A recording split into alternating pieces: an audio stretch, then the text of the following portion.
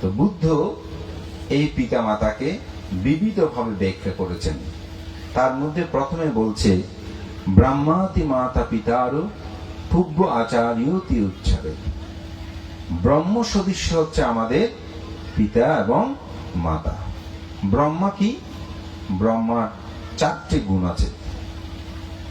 4 ব্রহ্ম বিহার শুনেছেন না? তো মৈত্রী, করুণা, মুদিতা, উপেক্ষা, এই 4 গুণ যদি পিতা মাতার কাছে না থাকে তাহলে তিনি কখনো সন্তানের পিতা মাতা হতে পারবেন না। তাহলে মৈত্রী কি? যিনি আপনার অমঙ্গল কামনা করে তারও মঙ্গল কামনা করা, আপনার যে ক্ষতি করে তারও উপকার সাধন করা। তো সন্তান কি ক্ষতি করে? সন্তান যখন মাতৃগর্ভে আসে মাকে কেমন কষ্ট করতে হয়? কষ্ট না, দুঃখ না? তো তিনি যদি, তাহলে শত্রু কষ্টকে দেয়, শত্রুতে কষ্ট দেয়, তাহলে সন্তান সেই মুহূর্তে শত্রু রূপে আপনাকে কষ্ট দিচ্ছে। আপনি কি করছেন? মৈত্রী দিচ্ছেন, না কষ্ট হলেও আমার এই সন্তানকে রক্ষা করতে হবে। তাহলে কি দিয়েছেন? মৈত্রী দিয়েছেন। মৈত্রী না থাকলে কেউ মা হতে পারবেন? বাবারও এখানে একটা ভূমিকা আছে, তবে সেই ব্যাখ্যাটা একটু বইয়ে পড়ে নেবেন, আমি জাস্ট একটু ইঙ্গিত দেব। বাবাকেও তার জৈবিক চাহিদার ক্ষেত্রে সংযম হতে হবে। আমার পুত্রকে রক্ষা করতে হলে আমার জৈবিক চাহিদাগুলোকে সংযম করতে হবে। তাহলে সেখানে মৈত্রী আছে না?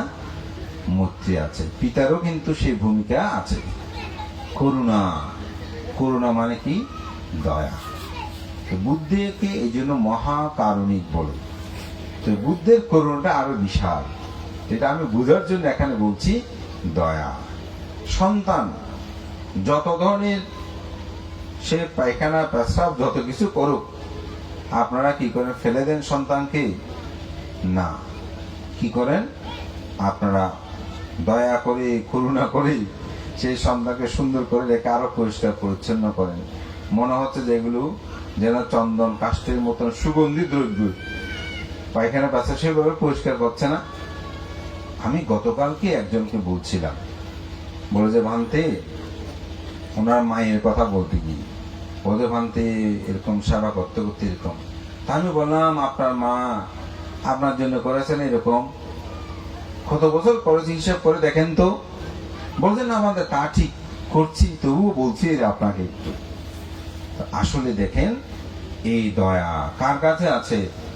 মায়ের কাছে অপরিসীম এই দয়া বিদ্যমান রয়েছে। এটাকে বলা হয় দয়া। করুণা, মুদিতা, সুখে সুখী হওয়া, দুঃখে দুঃখী হওয়া। এটা এত সহজ না। আপনাদের ভাই বোন বলেন, তাদের মধ্যে মাঝে মধ্যে মুদিতার অভাব হয়। বোন যদি বেশি সম্পদশালী হয়, হ্যাঁ, আর এক বোনে বলে তোমার এত টাকা পয়সা, এরকম বলে না? ভাই যদি উন্নতি হয়, ভাইকে অনেক সময় হিংসা করে না?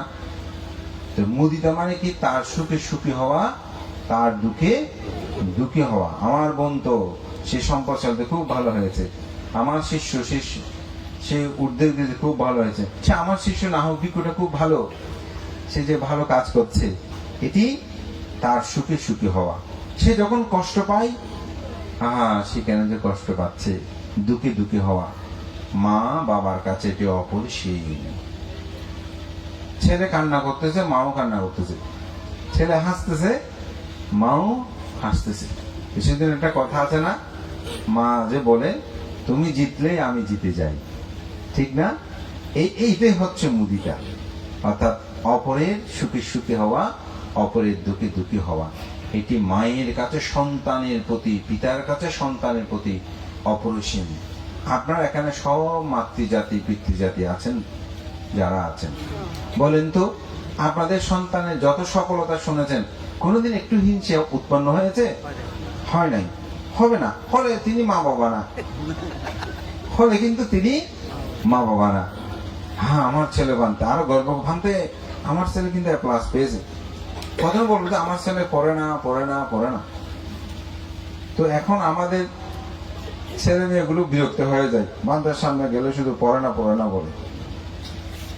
গত কয়েকদিন আগে একটা ছেলে 250 স্টুডেন্ট ওখানে রোল নাম্বার 2 করেছে। তোর মা এসে বলতেছে বান্ধে হাসি খুশি বলতে বান্ধে আমার ছেলে রোল 2 হয়েছে, তো কিন্তু পড়ে না বান্ধে পড়ে না। আমি বললাম এতগুলো ছেলের সামনে ছাত্র যখন 2 হলো আর আপনি বলছেন পড়ে না, পড়ে পড়িও না তুমি, আর তুমি যেরকম পড়তো এরকমই পড়বে। আপনার ছেলে না পড়ে যদি এতগুলো ছাত্র বন্ধু হতো, তখন মা হাসতেছে এই পড়ে না বলতেছে যে এটা হচ্ছে কিসের কারণ, ছেলে যেন আরো ভালো করে, এটা বলে যে কে আরো ভালো করে। তো সেজন্য এটা হচ্ছে মুদিতা, উপেক্ষা। উপেক্ষা কি আপনাদের একটা ছোট্ট উদাহরণ দিলেই, আপনি ছেলের জন্য মেয়ে দেখতে গেছেন বা মেয়ের জন্য ছেলে দেখতে গেছেন, এই বলছে মেয়েটা লম্বা, ফর্সা, কালো, বেটে, চোখ একটা নাই, হাত একটা নাই, ছেলে একটা এরকম, অনেকে বলে না বদির অমুক, তাহলে পছন্দ হলে গ্রহণ করি, পছন্দ না হলে ত্যাগ করি। কিন্তু একজন সন্তান যখন জন্মগ্রহণ করে, সেই সন্তান যদি বদির হয়, অন্ধ হয়, খঞ্জ হয়, কোন মা বাবা কি সেই সন্তানকে ফেলে দিয়েছে? দেয় নাই। বরঞ্চ তার সামনে তোমার ছেলে তো চোখ একটা না, এটা বললে মনে কষ্ট পায়, যে এটা বললে কি হয় কষ্ট পায়। সেদিন একজনে আমাদের গ্রামে, আমার ভাইজি সম্পর্ক লাগলো ওনারা, তো ওনারা 4 বোনে হচ্ছে, মানে 4 বোন, ওনাদের ছেলে নেই। তো ও বলতেছে যে বলতে আমার বাবাকে অনেকের সামনে বলতো তোমার ঘরে তো 4টা মেয়ে, তা আমার বাবা বলতো এরকম করে বলবে না, এগুলো সব আমার মানিক। বলতে ভান্তে আজকে সত্যি আমরা মানিক, আমার মা বাবাকে আমরা দেখতেছি, আমার মা বাবার কোনো অসুবিধা নেই, প্রতি মাসে আমার হাজবেন্ড আমার বাবার হাত খরচ 5,000 টাকা পাঠিয়ে দেয়, বাকিগুলো আমি তো যা খরচ হয় দিচ্ছি, বোনরা সবাই দিচ্ছি। তাইলে দেখেন আমি পূর্বের কথাটা বলছি, কারো কাছে এটা মেয়ে মনে হয়েছে, কিন্তু তিনি বলেছেন এগুলো আমার কাছে মানি। অর্থাৎ সন্তান যেমন হবে হোক, মা বাবা কাছে সে অতীব, অর্থাৎ তার ত্রুটি বিচ্যুতি সমগ্র কিছু উপেক্ষা করে তিনি কি করেন, তিনি সেটা গ্রহণ করে নেন। এই জন্যই বলে যে মৈত্রী, করুণা, মুদিতা, উপেক্ষা, এই 4ই গুণধর্ম ব্রাহ্মণের কাছে বিদ্যমান বলে মা বাবার কাছেও এটি বিদ্যমান আছে কিনা নাই আপনারা বুঝে নেন, অবশ্যই আছে। তাহলে তাকে আমরা কি বলি?